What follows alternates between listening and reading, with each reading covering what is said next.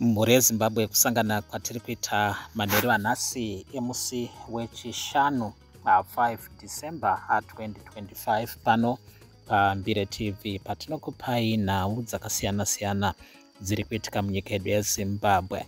Right, nhasi mangwanani kuState House mutungamiriri wenyika vaEmmerson Mnangagwa vaunganidza madzimai eWomen's League pamwe chete nemarepresentatives kubva kuaffiliate yeYoung Women for ED, affiliate inotungamirirwa naTatenda Mavetera. Chinangwa chegungano iri changa chiri chekugovera motokari. Panga paine motokari makumi maviri neimwe 21 motokari dzagoverwa kuchikamu cheWomen's League yebato reZANU-PF pamwe chete neYoung Women for ED. Naizvozvo pagungano iri panotaurwa kunzi motokari idzi nhanhatu dzanga dziri dzerudzi rweLand Rover 300 series idzo dzagoverwa kuTop 6 yeWomen's League pamwe chete nemaGD6 gumi apiwa kuchikamu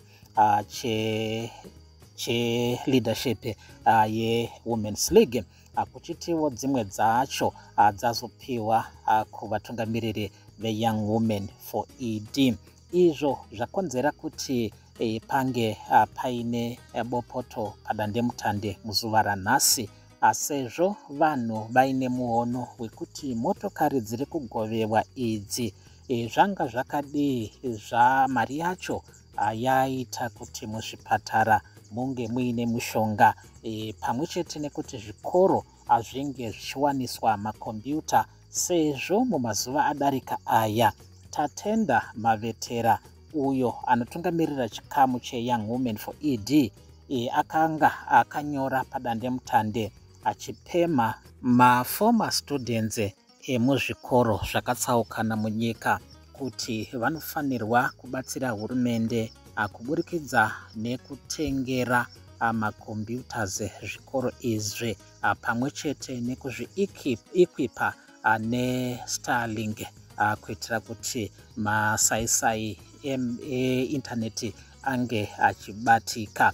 Mashoko anga ava kudzoswa papeji remutungamiriri wenyika pavanyora padandemutande vachitaura zvichiitiko icho chichi chekugovewa kwemotokari.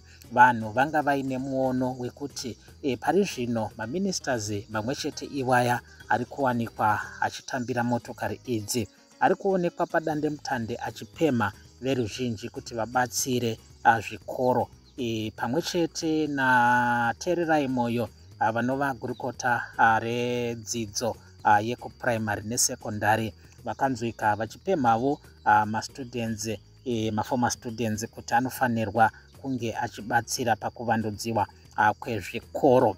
Zvichakadaro vaMnangagwa vazopa mashoko akasimbarara ekukorokotedza pamwe chete nekutenda Wicknell Chivayo uyo wavati muzvinabhizimusi wechidiki ari kubatsira nemwoyo wake zvakanaka pamwe chete nekusimudzira urongwa hwehurumende yenyika yeZimbabwe pasi pebato reZANU-PF. Vakati vanotarisiravo kuti vamwe vana muzvinabhizimusi vechidiki vachatevedzera Wicknell Chivayo pakubatsira hurumende yeZimbabwe kuti inge ichivandudza pamwe chete nekuvandudzika kwezviwanikwa munyika yeZimbabwe. Ndiwo mashoko avaEmmerson Mnangagwa vachitenda Wicknell Chivayo